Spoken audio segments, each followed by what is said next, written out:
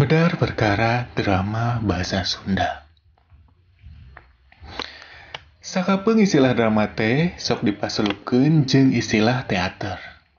Tapi saestu nama eta dua istilah teh nuduhkeun harti anu beda. Najan dina nas-nas nama duanana ge nuduhkeun kana seni pagelaran atawa seni pintonan. Istilah drama asalna tina basa Yunani, dramoi, artina niru-niru. Kitu deui teater, asalna tina basa Yunani, teatron, artina tempat upacara pamujaan nu pernahna di tengah-tengah alun-alun. Aya deui istilah sandiwara, asalna tina basa Jawa, sandiwara, artina pangajaran atawa atikan. Artina sandiwara mah pangajaran anu ditepikeunana sacara samar atawa disilepkeun. Ari carita drama teh nyaeta karangan sastra anu bidangkeun carita atawa lalakon ku dialog. Diajangkeun pikeun dilakukeun ku para pamain dina pagelaran. Dina awal wacana biasana mah ditataan heula palaku, watakna, umurna, jeung ditetelakeun oge di mana latarna, kumaha kaayaan di panggung, ilustrasi musik, jeung saterusna. Dumasar kana wangunna, drama teh bisa dipasing-pasing jadi wangun lancaran jeung wangun ugeran. Drama wangun lancaran dibacana atawa diucapkeunana dina wirahma basa lancaran. Sok sanajan bisa jadi ku cara direka. Contona, dakwaan tahun 1854, bubat tahun 1855, jeung Jalan Lempeng karya RAF Cahya Maratan Wajah tahun 1864, jeung saterusna. Ari dina wangun ugeran, paguneman teh diwangun dina basa ugeran. Poh mangrupa sajak bebas, poh nu mangrupa sajak teu bebas. Paguneman anu mangrupa sajak bebas biasana dideklamasikeun. Paguneman dina sajak teu bebas nyaeta paguneman dina wangun pupuh. Bacana ge biasana mah dilagukeun, dikawihkeun atawa ditembangkeun. Drama anu pagunemanana ditembangkeun disebut gending karesmen. Contona Cium Wanara tahun 1824. Sarkam jeung Sarkim tahun 1828 karya R. Mahyar Angga Kusuma Dinata. Aya drama nu sok disebut gending karesmen lantaran dialog atawa monologna sok dilagukeun. Biasana ditulis dina rumpaka sisindiran, kawih, tembang, pupuh, pupujian, jeung saterusna.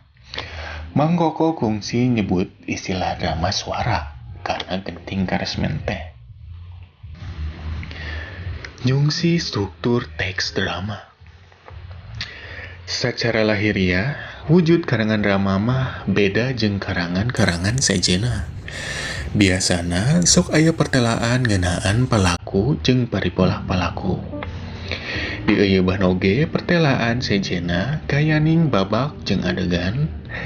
Deskripsi dina awal babak, guneman para palaku, prolog jeung epilog, sangkan leuwih tetela, hayu urang pedar hiji-hiji.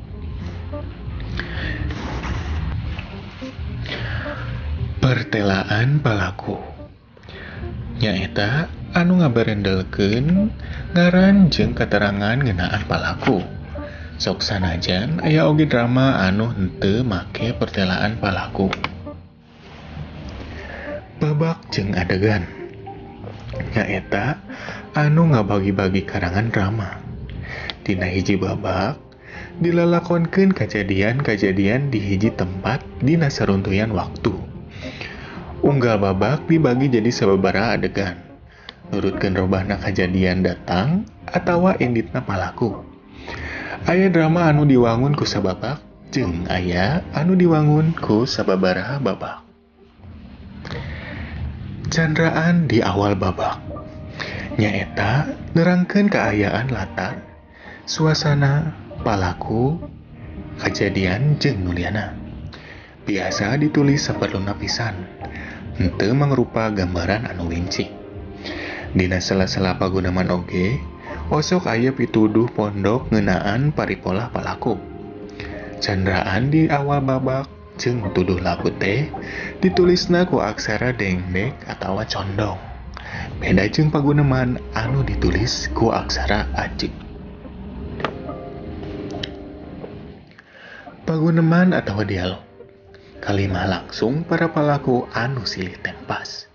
Mimiti ditulis ngaran palaku, ditema ku 2 titik, tidinya ditulis omongan atau palaku.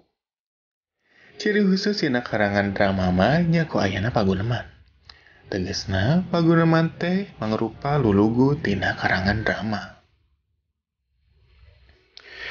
Prolog jeung epilog. Loba drama anu henteu make prolog jeung epilog. Prolog teh ditulis dina awal drama, jadi manggala sastra.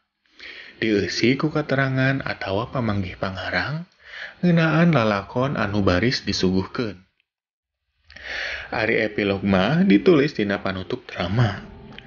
Eusi ku kacindekan lalakon jeung nasihat pangarang.